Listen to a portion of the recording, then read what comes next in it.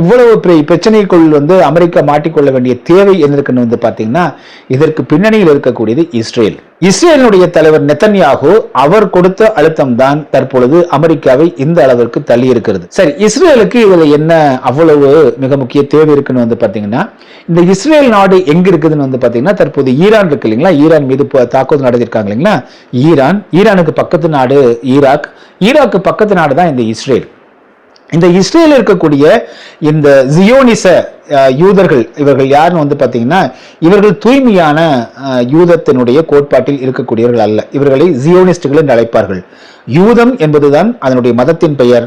இந்த ஜியோனிசம் என்பது ஒரு அரசியல் கொள்கை. அது யூதர்களுக்கு என்ற ஒரு தனிநாடு இருக்க வேண்டும், அது இஸ்ரேல் அமைக்கப்பட வேண்டும் என்கிற இந்த ஒரு கோட்பாட்டில் இருக்கக்கூடிய ஒரு அரசியல் கோட்பாடு தான் இந்த ஜியோனிசம். கிட்டத்தட்ட நீங்க பல நூற்றாண்டு காலமாக தங்களுக்கு ஒரு நாடு இல்லாமல் பல்வேறு நாடுகளுக்கு விரட்டி அடிக்கப்பட்டு அங்கே அகதிகளாக இருந்த யூதர்கள் எல்லாம், அவர்களில் இந்த ஜியோனிஸ்டுகள் எல்லாம் ஒன்று சேர்ந்து இஸ்ரேலில் உள்ள நாட்டை அமைத்தார்கள். 1948 அந்த நாட்டை உலக நாடுகள் அங்கீகரித்து விட்டன.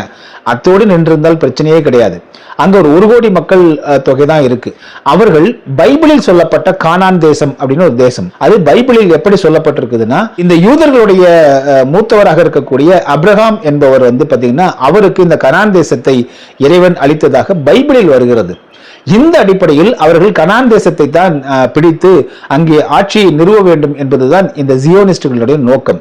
சரி, இந்த கனான் தேசம் என்பது எதுன்னு பாத்தீங்கன்னா, தற்பொழுது இஸ்ரேல் இருக்கக்கூடிய அந்த நாடும் அந்த பகுதியும், பக்கத்தில் இருக்கக்கூடிய காசா இருக்கு இல்லைங்களா, அந்த காசா ஸ்ட்ரிப் என்பார்கள், அந்த காசா சின்ன பகுதியும், ஜோர்டானும் லெபனானும் தான் அந்த கனான் தேசத்தினுடைய மிக முக்கியமான பகுதிகள்.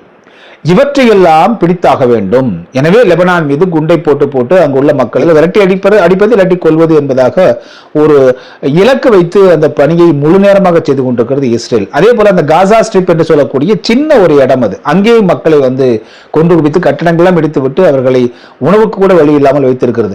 ஜோர்டான் மீதும் லெபனான் மீதும் தொடர்ந்து போரை தொடுத்துக் கொண்டிருக்கிறது. அடிப்படை காரணம் என்றால், இந்த பைபிளில் கூறப்பட்ட இந்த கானான் தேசம் என்று சொல்லக்கூடிய தற்போதைய இஸ்ரேல், ஜோர்டன், லெபனான், காசா ஸ்ட்ரிப் உள்ளிட்ட இந்த பகுதிகளை எல்லாம் பிடித்து விட்டால்தான் இறைவன் சொன்ன கானான் தேசம் என்பது நிறைவடையும்.